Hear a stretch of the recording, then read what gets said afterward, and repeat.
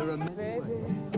You know, separate dressing rooms, separate cars, or separate planes even. I don't know how you can do that. I mean, half the fun of being in a group is the sort of the general, you know, camaraderie sort of. It's like the sort of circus thing. You know, you carry this sort of thing from place to place, and it goes on like that. But I mean, ultimately, our relationship is based on the music. I think, you know, that's mutual respect in that way. The more we can come back and sound different, the more we're happy. So, and I think we do sound very different. I mean, with 5 years between albums, I think it's an awful lot of water goes under the bridge. You know, we all get exposed to a lot of experiences that we don't have as a group. Me on my own, doing my solo stuff, producing other people, Mike with his mechanics, Tony with his soundtracks and the solo albums. We all do so much else in between that there has to be, you know, different things coming into the band.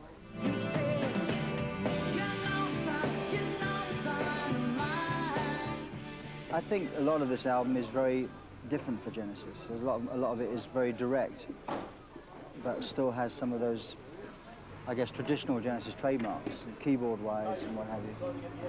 But to us, it's so different. Each album is so different from the last one.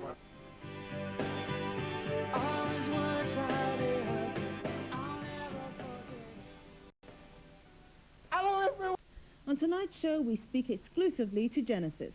Elton John, Genesis are back. Their new album comes out on November the 11th, with the first single, No Son of Mine, already receiving considerable airplay. The album runs for over 70 minutes, and there's a mixture of sentiment, some celebratory and some dealing with sadder subjects. Phil Collins has written one song about the tragedy of losing someone you love, which he was moved to write after his friend Eric Clapton lost his son in tragic circumstances. I played it to Eric on Saturday. I told him about it, and I told a couple of people, friends of ours, that I'd done it. But really, I don't want to trade off it, you know. I mean, the song, I wrote the song, the lyrics, the day after it happened, pretty much. And I don't really want to talk too much about it. I mean, because it looks like I'm just talking about it is the wrong thing to do, you know. But there is a song that Since I Lost You on the album is not about, you know, boy meets girl, boy loses girl.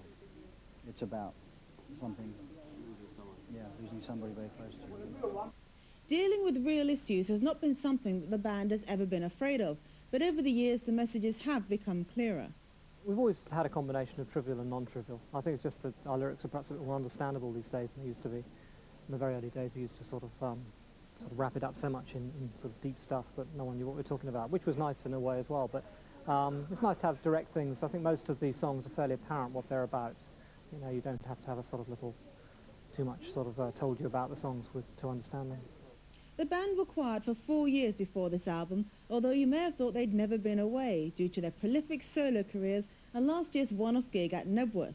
When the three do get together, however, the magic is still there.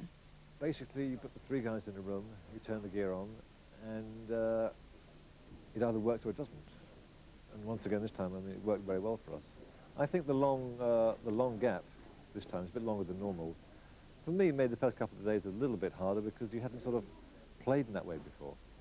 Just improvising and jamming, and it was just, I hadn't rewritten with loud drums for a while, you know. But within a couple of days, we had some songs going and some ideas going. And I think for me, the question mark always, and probably for Phil and Tony, is each time you start again on a new album, you're kind of saying to yourself, is it still something special that is what we want to do, you know, and each time it has been. And we'll have more from Genesis with a full report from the set of the video for No Son of Mine on Monday's News at Night. A party was held... We Can't Dance. Called No Son of Mine, this